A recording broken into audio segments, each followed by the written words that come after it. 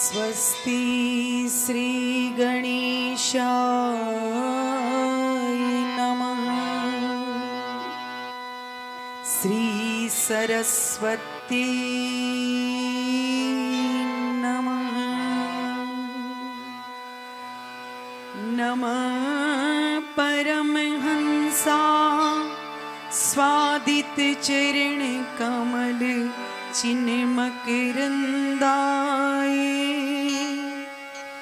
भक्त जन मानस निवासाय श्री रामचंद्राय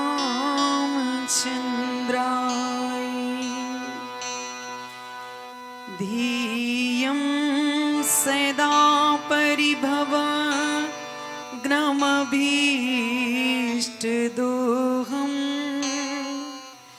तीर्थास्पदं शिवविरिञ्चिनुतं शरण्यं भृत्यार्तिहं प्रतिपालिभवाब्धिपूतं वन्दे महापुरुष ते चरणारविन्दम् वंशी विभूषित करा नवनीरधाबा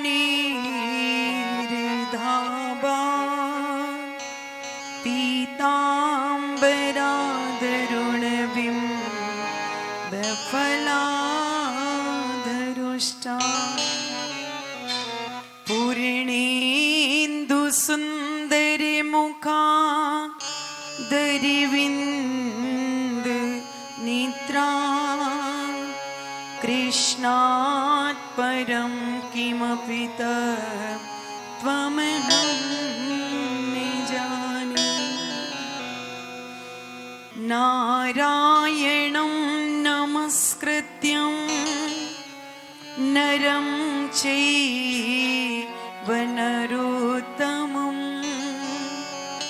देवीं सरस्वतीं व्यासं ततो जयमुदीरये। मनोजीवं मारुततुल्यवेगं जितेन्द्रियं बुद्धिमतां वरिष्ठं वातात्मजं वानरयूथमुख्यं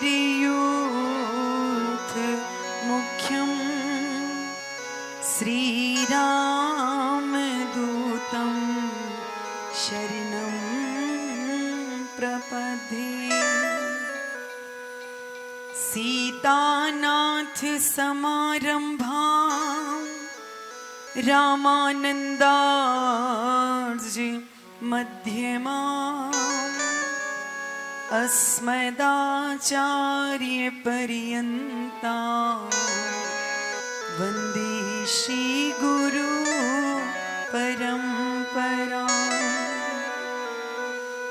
अखण्डमण्डलाकारं व्याप्तं येन चराचरं तत्पदं दर्शितं येन तस्मै श्री गुरवे नमः।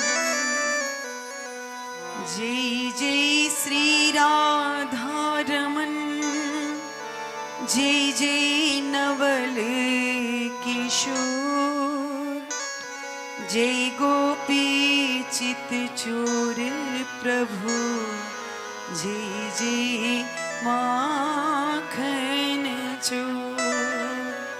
बोलिए भागवत भगवान की जय। श्री राघवेंद्र सरकार की जय। श्री नरसिंह भगवान की जय।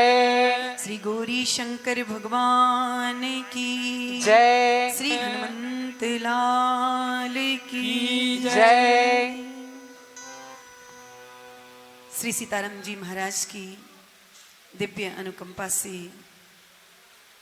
श्री सद्गुरुदेव भगवान के अमृत महोत्सव के उपलक्ष्य में गुरुदेव भगवान की आज्ञा से हम लोग श्रीमद् भागवत कथा का श्रवण कर रहे हैं। आज द्वितीय दिवस है। आइए अपने मन और वाणी को पवित्र करने के लिए कुछ क्षण भगवान नाम का आश्रय लेंगे। हे प्रभु मुझे बता दो चरणों में कैसे आऊं। हे प्रभु मुझे बता दो चरणों में कैसे आऊं।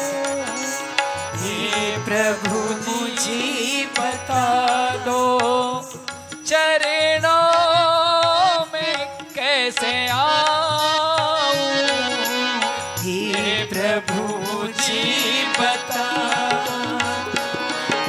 चरणों में कैसे आऊं।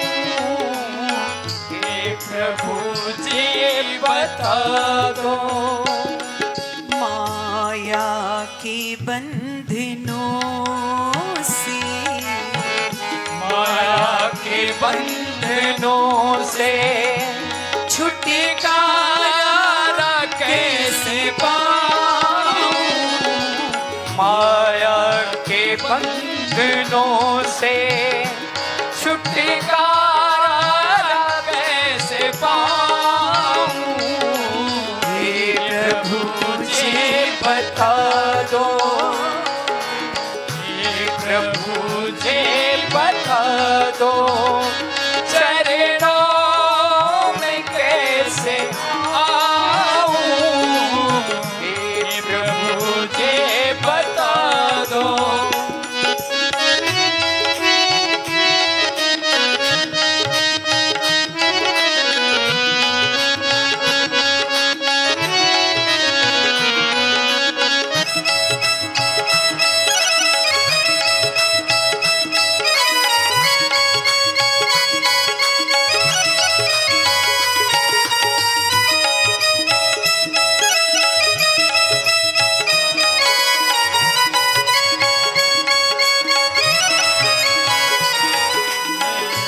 प्रभु जी बता दो चरणों में कैसे आऊं। हे प्रभु जी बता दो। ना जानू कोई पूजन अज्ञानी हूँ मैं भगवन। ना जानो कोई पूजन अज्ञानी हूँ मैं भगवन। ना जानू मैं कोई पूजन अज्ञानी हूँ मैं भगवन। ना जानू कोई पूजन अज्ञानी हूँ मैं भगवन। करना कृपा दयालु करना कृपा दयालु बंधन से छूट जाऊं। करना कृपा दयालु करना कृपा दयालु बंधन से छूट जाऊं। हे प्रभु जी बता दो चरणों में कैसे आऊं। हे प्रभु जी बता दो।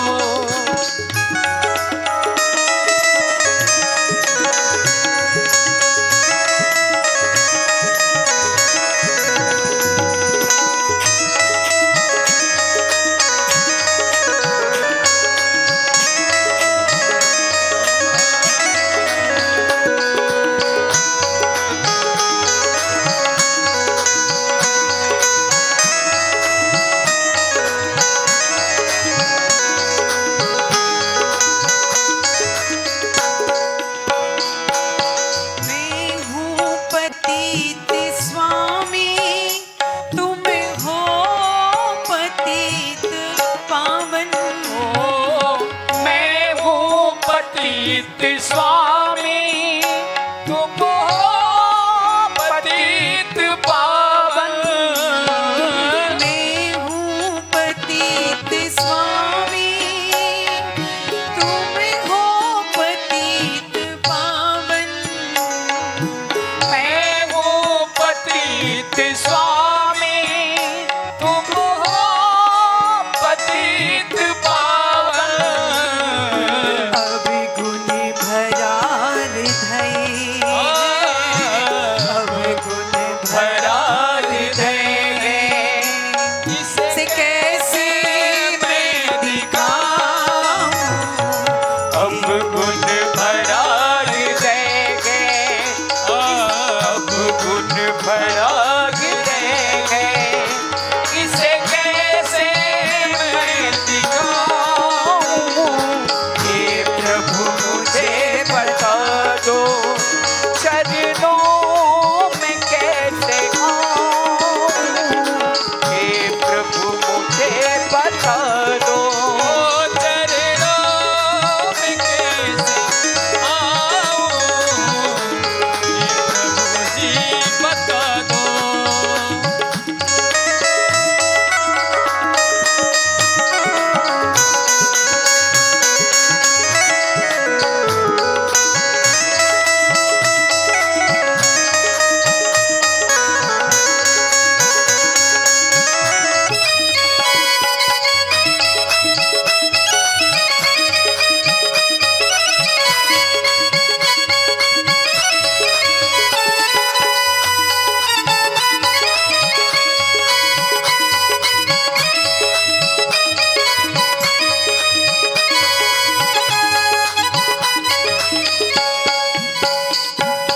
अच्छा हूँ या बुरा हूँ, जैसा भी हूँ तुम्हारा। अच्छा हूँ या बुरा हूँ, जैसा भी हूँ तुम्हारा। अच्छा हूँ या बुरा हूँ, जैसा भी हूँ तुम्हारा। अच्छा हूँ या बुरा हूँ, जैसा भी हूँ तुम्हारा। ठुकराओ ना मुझे, ठुकराओ ना मुझे अब, चरणों में सिर झुकाऊं।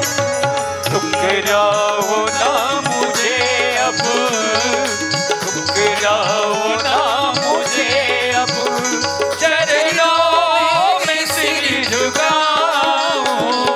हे प्रभु मुझे बता दो, हे प्रभु मुझे बता दो, चरणों में कैसे आऊं।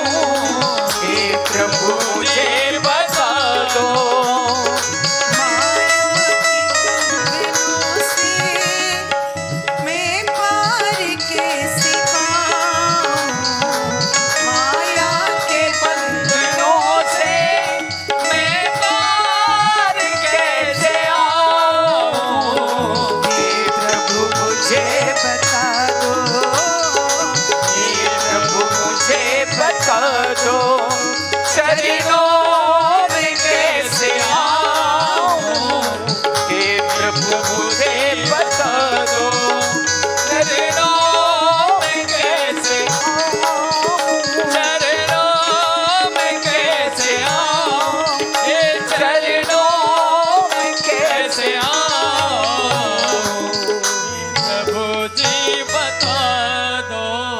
बोली भक्त वत्सल भगवान की जय जगत गुरु श्री रामानंदाचार्य जी महाराज की जय श्री सुखदेव जी महाराज की जय श्री परीक्षित जी महाराज की जय श्री गंगादास जी महाराज की जय पूज्य श्री बाबा जी महाराज की जय हो श्री खोजी पीठाधीश्वर भगवान की जय हो श्री सतगुरुदेव भगवान की जय हो जय जय श्री राधे जय जय श्री राधे जय जय श्री राधे श्याम। परम मंगल में परात्पर अखिलेश्वर अकारण करुणा वरुणालय भक्त वांछा कल्पतरु तड़िद्युत विनिंदक पीतांबरधारी श्री बालकृष्ण लाल की वांगमयी प्रतिस्वरूपा श्रीमद् भागवत पुराणांतर्गत पधारे हुए श्री आचार्य चरण, सभी विद्वज्जन, संगीत बंधुगण, भगवत प्रेमी भक्तजन, माताएं और बहनें, कल के सत्र में हम लोगों ने श्रवण किया था कि श्री सूत जी महाराज से सोनकादिक ऋषियों ने 6 प्रकार के प्रश्न किए। श्री सूत जी महाराज ने सर्वप्रथम अपने गुरुदेव श्री सुखदेव जी महाराज के चरणों में प्रणाम किया।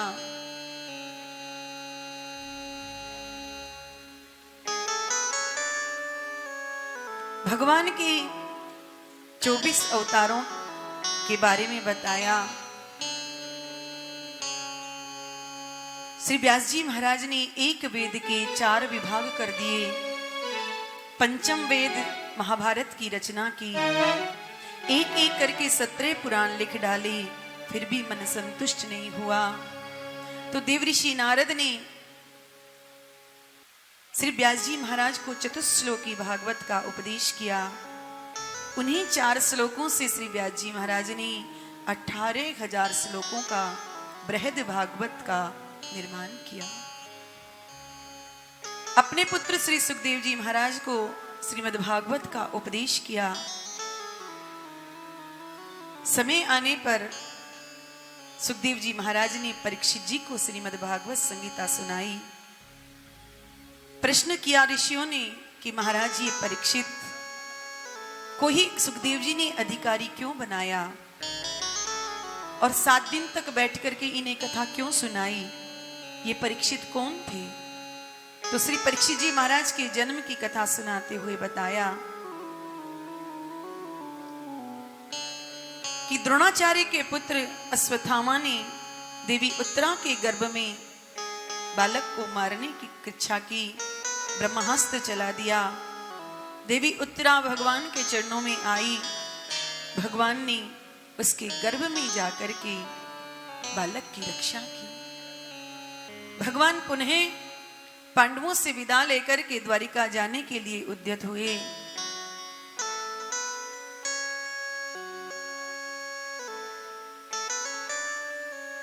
परंतु माता कुंती जब भगवान जाने लगे, मां कुंती मन में विचार करने लगी कि आज यदि ये बालक गर्भ में नष्ट हो गया होता तो कुरुवंश समाप्त हो गया होता।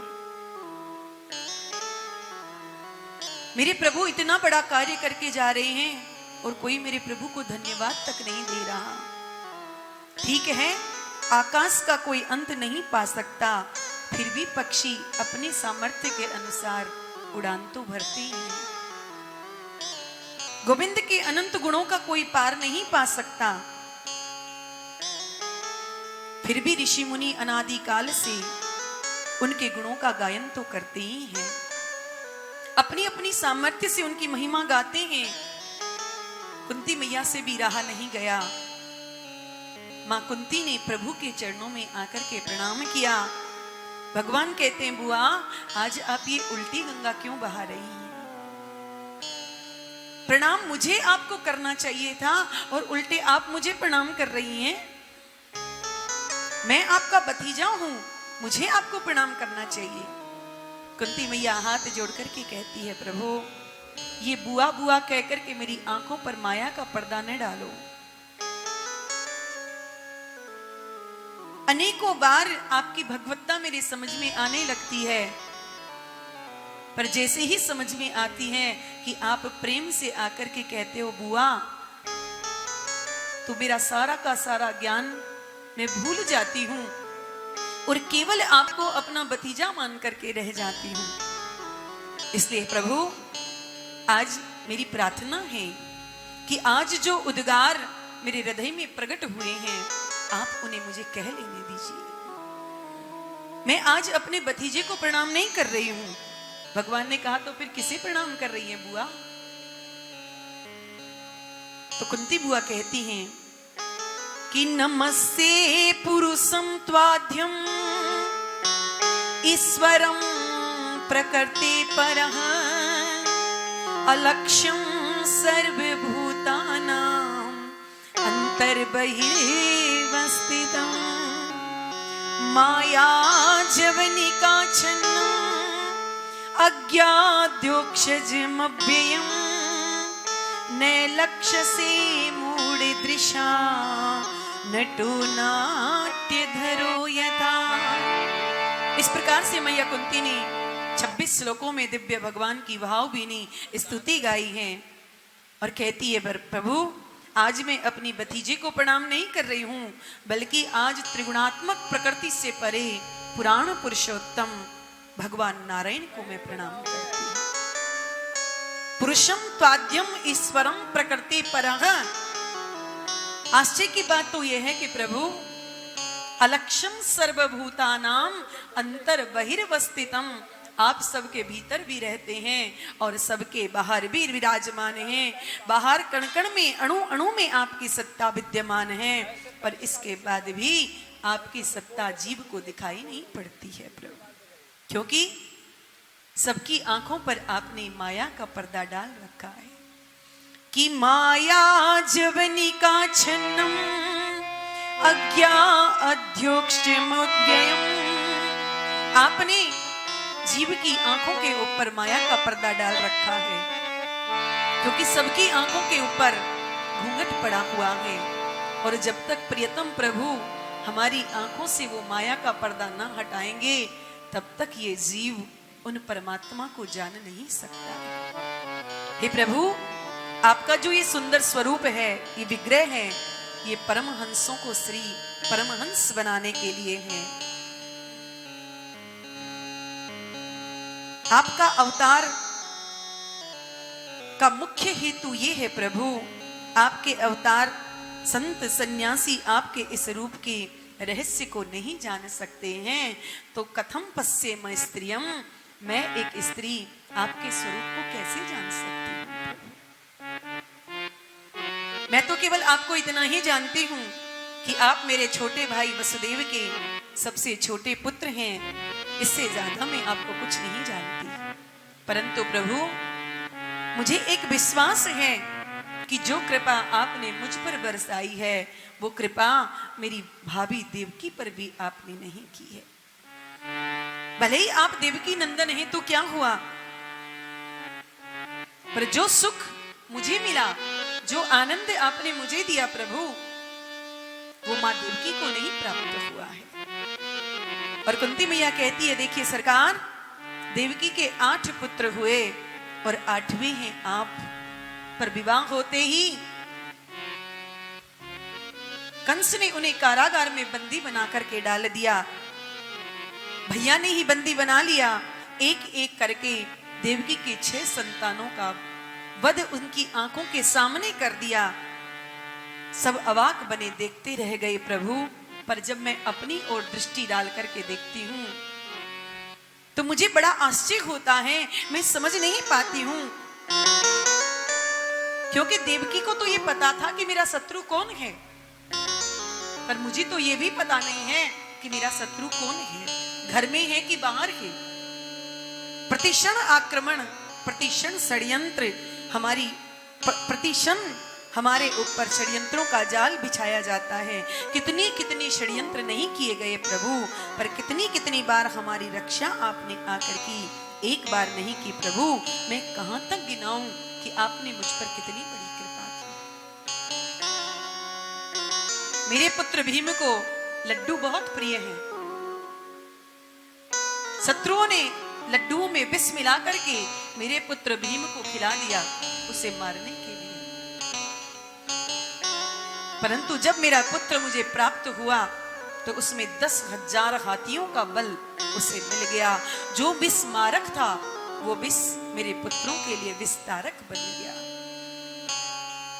कि गरले सुधारी पू करही मिताई गोपद सिंधु अनल शीतलाई।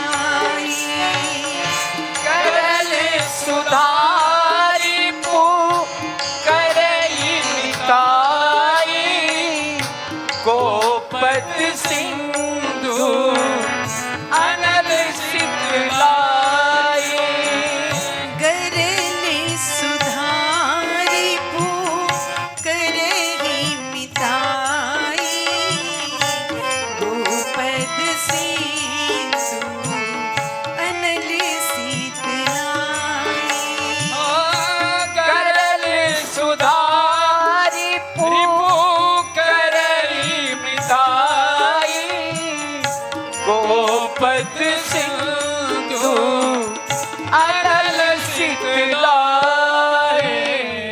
जिसके ऊपर गोविंद की कृपा हो जाती है उसके लिए विष भी अमृत तुल्य हो जाता है, शत्रु भी उसका मित्र बन जाता है, अग्नि भी उसके लिए शीतल हो जाती है, भयंकर विशाल सागर उसके लिए गोखुर के समान हो जाता है। हे प्रभु, ये मैंने अपनी आंखों से प्रत्यक्ष देखा है। जो विष मारने के लिए खिलाया गया था वो विष शक्ति प्रदाता बन गया है। लाक्षा भवन की आग से कौन बचा सकता था हमें, पर आपकी कृपा से किसी का बाल भी बांका नहीं हुआ है। बड़े बड़े हिंसक राक्षसों ने आकर के घेर लिया। महाभारत का युद्ध छिड़ गया। मेरे 5-5 अबोध बालक, काल चारों ओर मंडरा रहा था, पर पितामह भीष्म ने जिनको अंगुली पकड़ करके चलना सिखाया आज वही शत्रु सेना में शत्रु बने सबसे आगे खड़े हुए थे। इच्छा मृत्यु के वरदानी से मेरे पुत्रों को कौन बचा सकता था, परंतु प्रभु अनेक महारथी कल्पना भी नहीं कर सकते कि कैसे बचेंगे, पर वहां मेरे प्रभु आपको कृपा, एक को भी आपने आंच नहीं आने दी। अनेक महारथी सुरक्षित हैं। भगवान कहते हैं बुआ ये तो आपकी मेरे प्रति भावना है, इन सब का श्रेय आप मुझे दे रही हैं, पर आपको तो पता है कि मैंने तो महाभारत में अस्त्र भी नहीं उठाया था, तो मैंने उन सबको कैसे नष्ट कर दिया। अरे तुम्हारे पुत्र इतनी पराक्रमी, इतनी बलशाली हैं बुआ कि बड़े बड़े संकट स्वयं उनसे टकरा करके शांत हो जाते हैं, और तुम सबका श्रेय मुझे दे रही हो।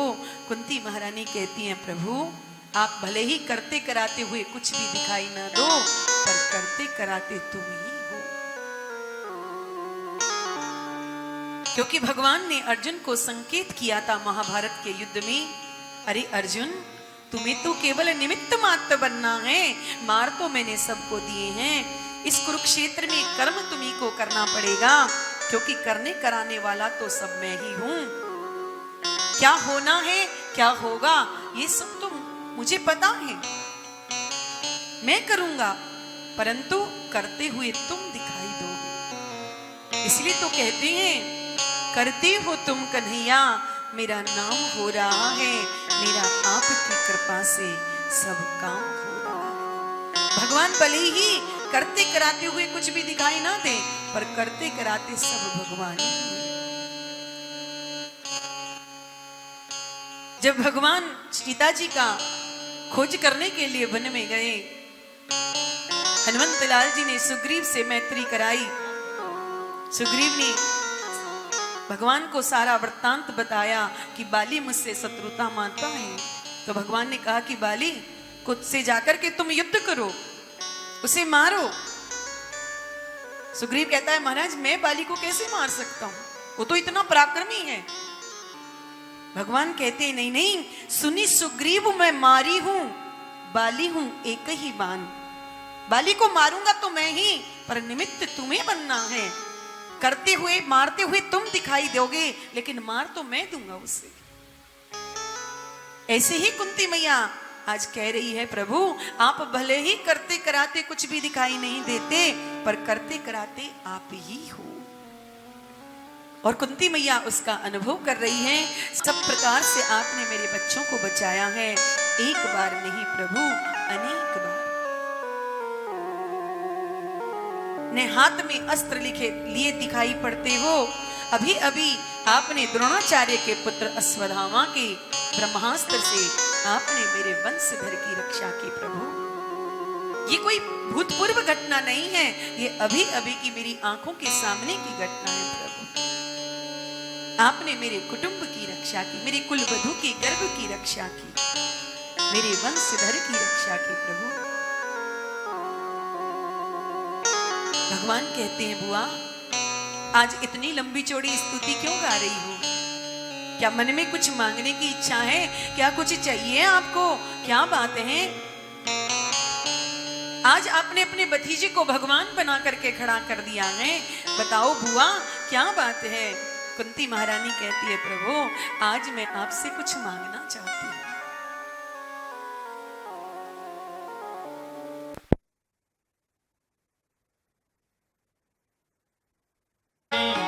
नंदलाल मेरो है, श्री बांके बिहारी नंदलाल मेरो है। श्री बांके बिहारी नंदलाल मेरो है। गोविंद मेरो है, गोपाल मेरो है। गोविंद मेरो है, गोपाल मेरो है।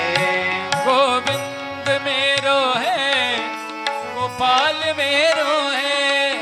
गोविंद मेरो है, गोपाल मेरो है। श्री बांके बिहारी नंदलाल मेरो है। गोविंद मेरो है, गोपाल मेरो है। कुंती मैया कहती है प्रभु जब जब हमारे जीवन में संकट आए आप मेरे सामने आए। दुर्वासा जी के उग्र शाप से हमें कौन बचा सकता था? हमने दुर्वासा जी को निमंत्रण कर दिया, पर खाने के लिए घर में एक भी दाना नहीं था।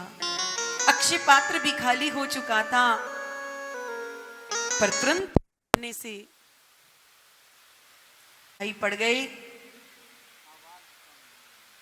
और आपने दुर्वासा जी के उग्र शाप से हमारी रक्षा की। जब भी संकट आए तब आप हमारे सामने आए। आज जब सारे संकटों के बादल छट गए हैं प्रभु, आज मेरे पुत्र सम्राट पद पर बैठ गए हैं, दुखों के बादल छट गए हैं, और जहां सुख साम्राज्य हमारे जीवन में आया कि आपने भी हाथ जोड़ करके कह दिया कि बुआ जी अब मैं चलता हूं।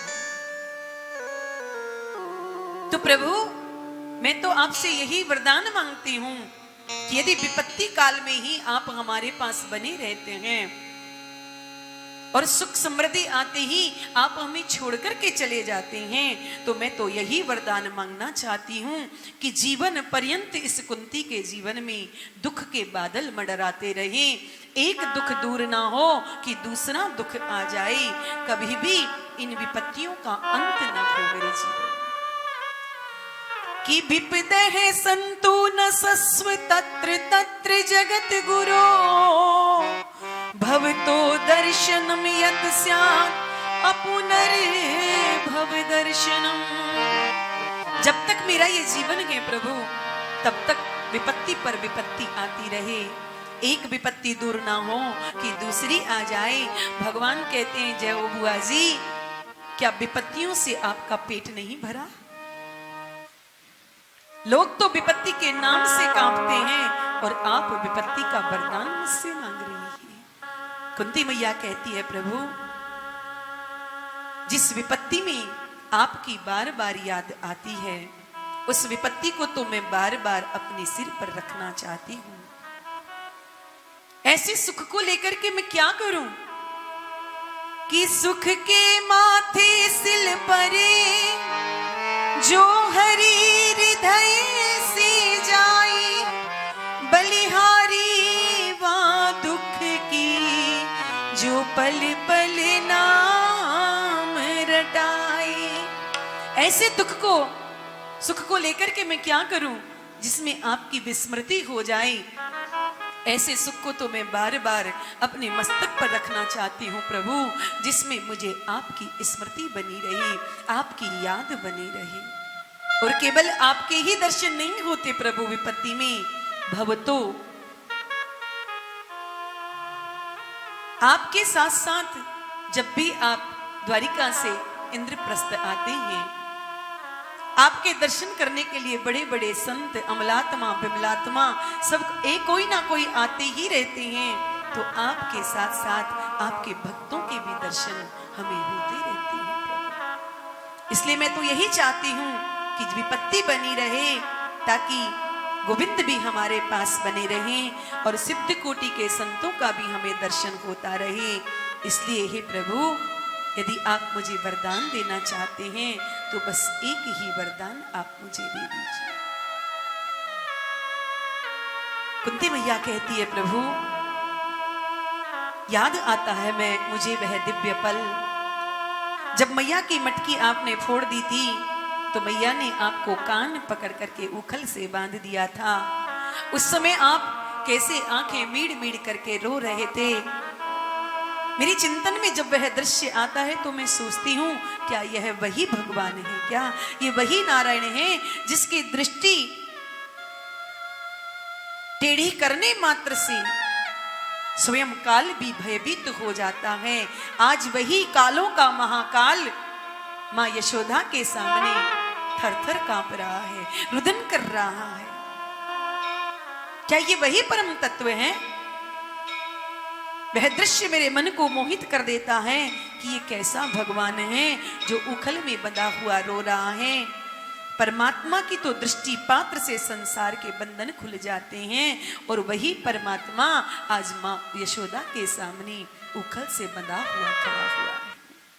प्रभु, आपकी वह दिव्य छवि मेरे मन को मोहित कर देती है, मैं व्यामोहित हो जाती हूँ। बस प्रभु, मेरी आपके चरणों में एक ही प्रार्थना है कि स्नेह पास मिमं छिंदी दृढ़ं पांडु सुवृष्णिषु। हे प्रभु, मेरा जो ये मन थोड़ा सा पांडवों में चिपका हुआ है, जो स्नेह पास पांडवों के बंधा है, जो प्रसिद्धि वंशी यानी यदुवंशियों में वसुदेव आदि में बंधा हुआ है, उस प्रेम की डोरी को आप तो काट दीजिए, पर आप अपने चरण कमलों में मेरे चित्त को लगा लीजिए।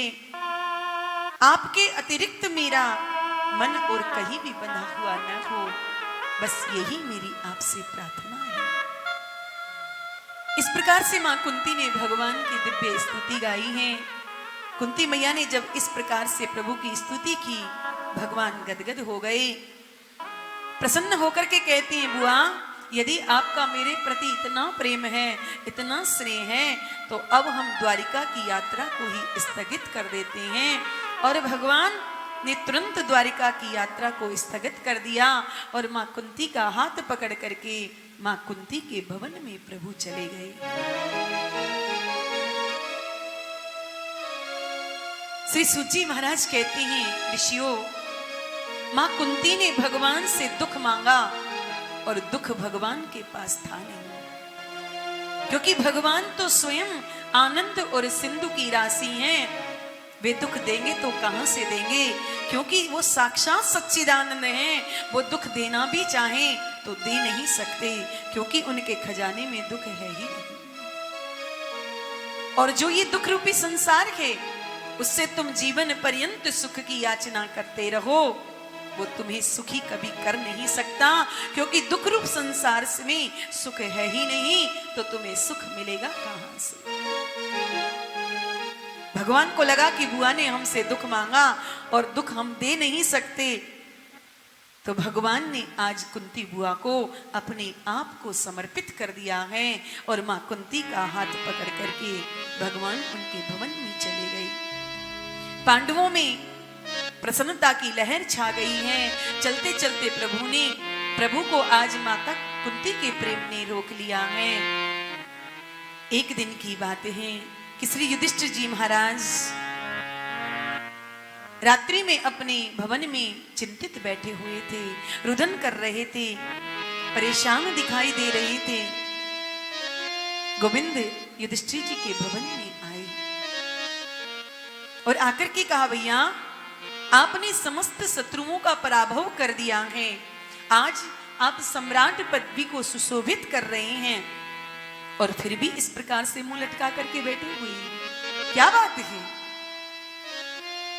सुजी महाराज कहते हैं कि युधिष्ठिर जी महाराज आज थोड़े से व्यामोहित हो गए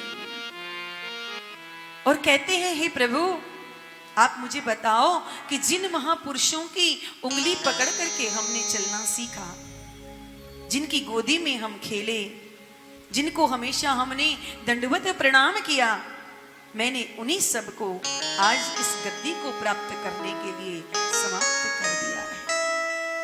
हमारे कितने स्नेही जन थे, कितने प्रेमी जन थे, उन सबको एक एक करके हमने समाप्त कर दिया है। आज जब विधवा स्त्रियां हमारे सामने आती हैं तो बड़ा कष्ट होता है कि देखो इन स्त्रियों का सिंदूर हमने इस गद्दी को प्राप्त करने के लिए समाप्त कर दिया। कितने बालकों को हमने अनाथ कर दिया है। आज युधिष्ठिर जी महाराज थोड़े से व्यामोहित हो गए हैं। भगवान विविध भांति युधिष्ठिर जी महाराज को समझाने लगे, पर युधिष्ठिर जी की समझ में कुछ नहीं आया। महाभारत के युद्ध से पूर्व अर्जुन भी व्यामोहित हो गए थे, पर भगवान ने गीता का ज्ञान दे करके, उपदेश दे करके अर्जुन के मोह को दूर किया।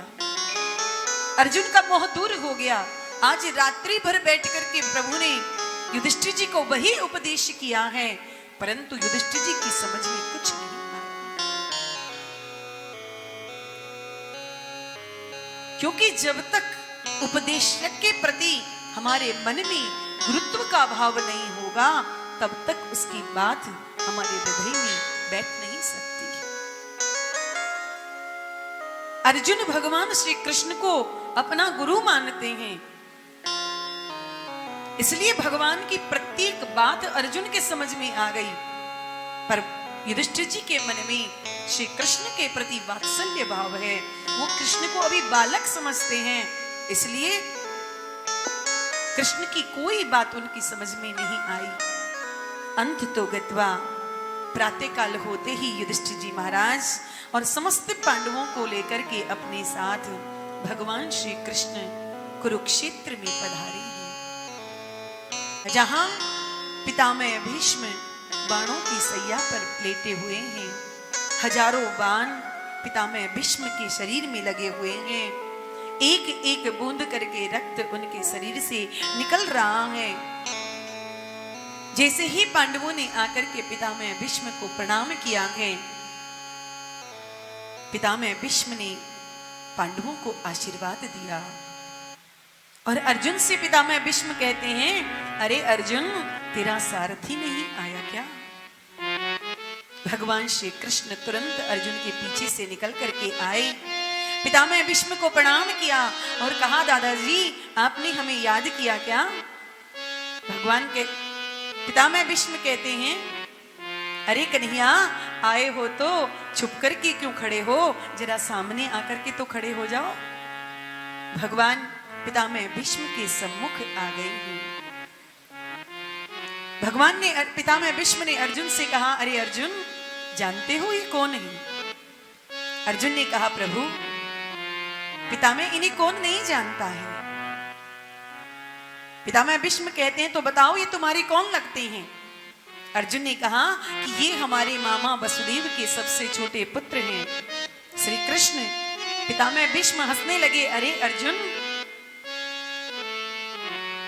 तुम्हारे कितने नाते हैं श्री कृष्ण से, कभी तो तुम इसे अपने मामा वसुदेव का पुत्र बताते हो, कभी अपना सचिव बना करके इससे परामर्श लेते हो, कभी दूत बना करके इसे भेज देते हो, कभी अपने बाणों रथ की बागडोर इसके हाथ में थमा देते हो, कभी इसे अपना सारथी बना लेते हो।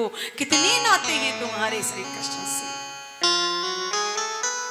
कि यम मन्यसे मातुलेयम प्रियम मित्रम सुहृदतम अकरो सचिवम दूतम सोहदाथित सारथिम। अरे अर्जुन, तुम्हारे कितने नाते हैं इस श्री कृष्ण से। धन्य है प्रभु, आपके भक्त आपको जो बनाना चाहते हैं आप वही बनने के लिए तैयार हो जाते हैं। कोई मित्र बनाए तो मित्र बनने के लिए तैयार हैं, कोई पुत्र बनाए तो पुत्र बनने के लिए तैयार हैं, यहाँ तक कि भगवान को कोई अपना सेवक बनाए तो भगवान सेवक बनने के लिए भी तैयार हो जाते हैं। तो ही मोहि नाते अनेक मानिए जो भावे। जो तुम्हारे मन को रुचिकर हो वही भगवान से संबंध स्थापित कर लो तो भगवान उसी संबंध को निभा देते हैं।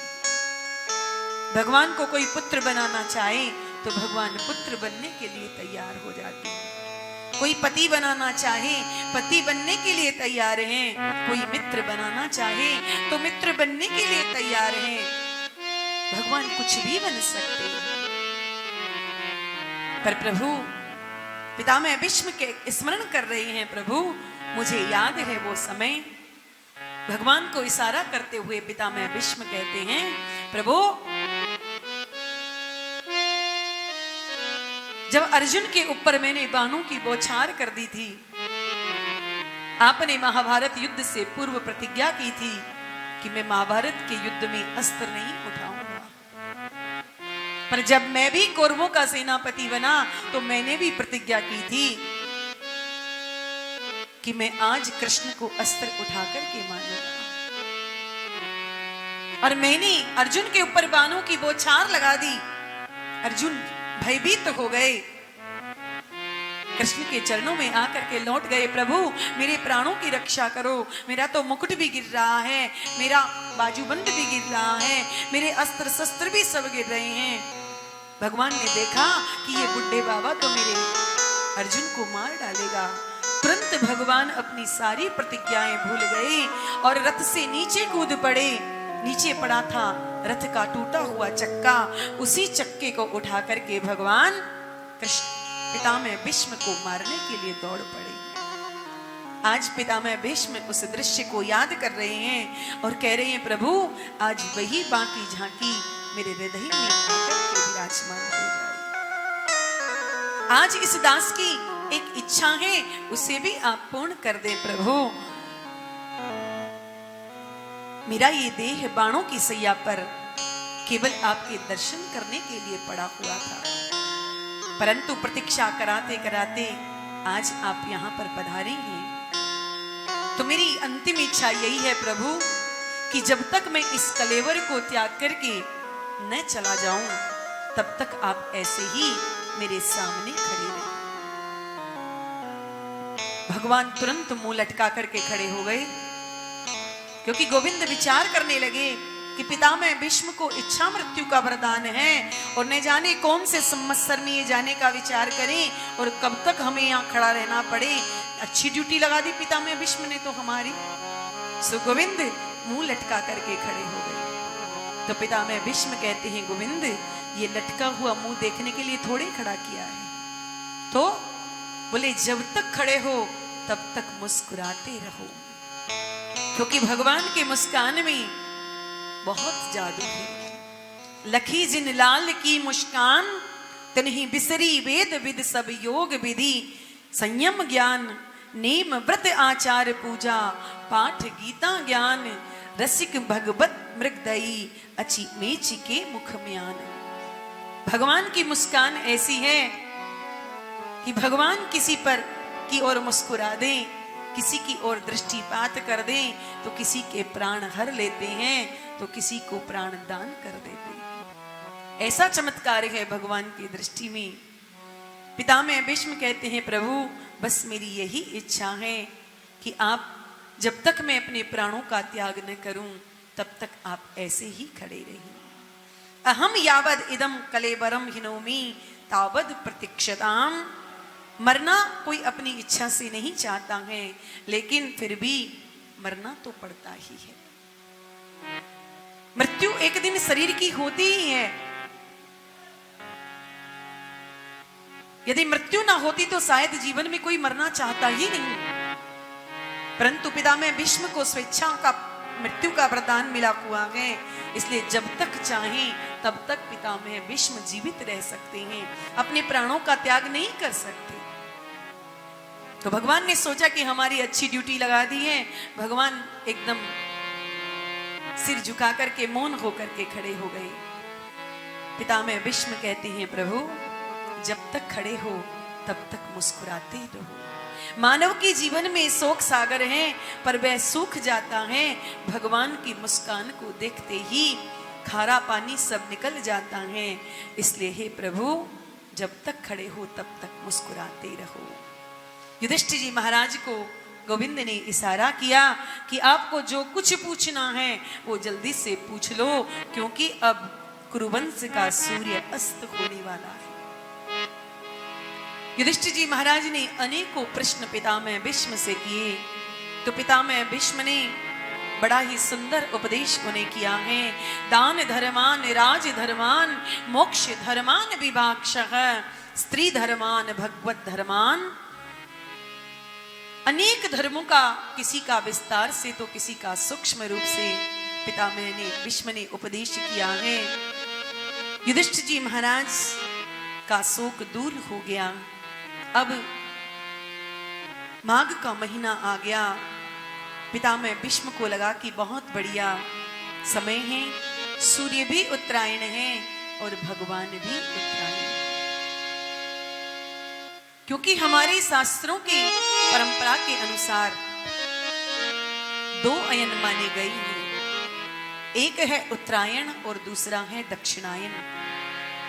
6 महीने सूर्य उत्तरायण रहते हैं और 6 महीना सूर्य दक्षिणायन रहते हैं। शास्त्रों की ये मान्यता है कि जो दक्षिणायन है वो देवताओं की रात्रि है और जो उत्तरायण है वो देवताओं का दिन है। जो दक्षिणायन में अपने प्राणों का त्याग करके जाता है तो उसे भगवान का दरवाजा द्वार बंद मिलता है, और जो उत्तरायण में अपने प्राणों का प्रयाण करते हैं, त्याग करते हैं, तो उन्हें भगवान का द्वार खुला हुआ मिलता है। अरे भाई, किसी के घर में दिन में जाएंगे तो दरवाजा खुला मिलेगा, और यदि रात्रि में जाएंगे तो दरवाजा बंद मिलेगा। ऐसे ही भगवान के यहाँ भी 2 अयन हैं, उत्तरायण और दक्षिणायन। ये देवताओं के दिन और रात हैं। तो पितामह भीष्म को उत्तरायण की प्रतीक्षा थी। आज जब माघ का महीना आ गया, एकादशी का दिन आ गया, उत्तरायण सूर्य उत्तरायण में आ गए हैं, पितामह भीष्म को इसी अवसर की प्रतीक्षा थी कि सूर्य भी उत्तरायण है और गोविंद भी उत्तरायण है, क्योंकि अभी अभी उत्तरा के गर्भ में जाकर के कुरुवंश के वंशधर परीक्षित के प्राणों की रक्षा करके आए हैं प्रभु। इसलिए सूर्य भी उत्तरायण और गोविंद भी उत्तरायण है। पितामह भीष्म ने सोचा कि जब भगवान की स्तुति पूजा हो जाती है तो अंत में पुष्पांजलि अर्पित की जाती है, परंतु मेरी तो शरीर में हजारों बाण लगे हुए हैं। पितामह भीष्म ने भगवान की दिव्य स्तुति गाई। एकादशी का दिन तो 11 श्लोकों से ही भगवान की स्तुति की है। पर जब पितामह भीष्म पांडवों को उपदेश कर रहे थे तो उनके बीच में खड़ी थी देवी द्रौपदी। देवी द्रौपदी को बड़ी जोर से हंसी आ गई, और पितामह भीष्म के सामने हंसना कोई हंसी खेल की बात नहीं थी। जब देवी द्रौपदी जोर से हंसने लगी तो पितामह भीष्म कहते हैं, बेटी मैं पांडवों को उपदेश कर रहा हूं और तुम्हें हंसी आ रही है। देवी द्रौपदी ने तुरंत हाथ जोड़ लिए और कहा, पितामह कोई बात नहीं है, मुझे तो ऐसे ही हंसी आ गई थी। लेकिन पितामह भीष्म कहते हैं, नहीं बेटी, तुम्हें आज बताना होगा कि तुम्हें हंसी आई तो क्यों आई। क्योंकि जो कुलवती स्त्रियां होती हैं वो बिना कारण के हंसती नहीं है, और यदि तुम्हें हंसी आई है तो इसमें कोई ना कोई कारण तो अवश्य होगा। मैं इस कुंठा को लेकर के मरना नहीं चाहता, इसलिए बेटी तुम्हें बताना होगा कि मेरी बात को सुनकर के तुम्हें हंसी क्यों आई। देवी द्रौपदी ने हाथ जोड़ करके कहा, पितामह, आज आप पांडवों को उपदेश कर रहे हैं, आपकी बात को सुनकर के मुझे इसलिए हंसी आ रही है। आपने पांडवों से कहा कि राजा का कर्तव्य है कि जितना धन कमाए उसका 10वां भाग दान कर देना चाहिए। अपने में सामर्थ्य हो तो राजा को कभी भी पाप होते हुए नहीं देखना चाहिए। यदि राजा पाप देखता है तो वो नरकगामी होता है। तो देवी द्रौपदी कहती है, पितामह, मैं आपसे हाथ जोड़ करके यही पूछना चाहती हूं कि आपने ये पाप क्यों किया। जब भरी सभा में दुष्ट दुशासन मुझे खींच करके लाया, मुझे निर्वस्त्र करना चाहता था, मैंने सबसे पहला प्रश्न आपसे किया था कि पितामह, जब पांडव अपने आप को जुए में हार करके दुर्योधन के दास बन चुके हैं तो एक महारानी को महारानी को आदेश देने का अधिकार उसे कैसे प्राप्त हुआ। पर मेरी बात को सुनकर के आपने सिर नीचा कर लिया। आप चाहते, आप यदि एक इशारा भी कर देते तो किसी की हिम्मत नहीं थी कि वो मेरा स्पर्श भी कर पाता। उस समय मैं एक वस्त्रा थी, रजस्वला थी, लेकिन मुझे बीच दरबार में खींच करके लाया गया।